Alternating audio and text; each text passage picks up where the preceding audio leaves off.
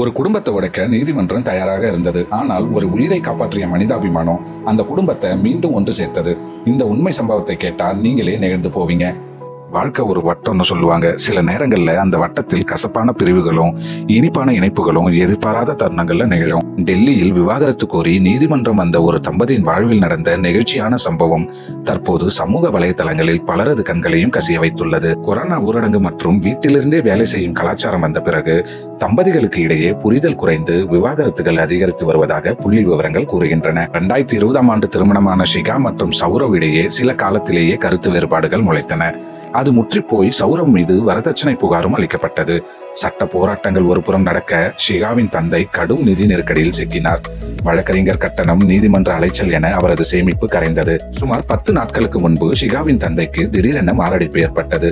போதிய வசதி இல்லாததால் அவர் அரசு மருத்துவமனையில் அனுமதிக்கப்பட்டார். இந்த தகவலை கேள்விப்பட்ட சௌரவ் பழைய கசப்புகளை எல்லாம் தூக்கி எறிந்துவிட்டு உடனடியாக மருத்துவமனைக்கு ஓடினார்.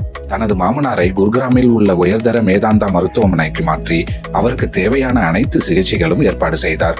சௌரவின் இந்த செயலால் ஷிகாவின் தந்தை இன்று நலமுடன் இருக்கிறார். இந்த சம்பவத்துக்கு பிறகு விவாகரத்து வழக்கிற்காக நீதிமன்றத்திற்கு வந்த ஷிகா அங்கே நின்று கொண்டிருந்த தனது கணவர் சௌரவை பார்த்ததும் உணர்ச்சி வசப்பட்டார். தன் குடும்பம் இக்கட்டான நிலையில் இருந்தபோது வழக்கை மறந்து உதவிய கணவரின் அன்பை கண்டு அவர் கண்கள் கலங்கின.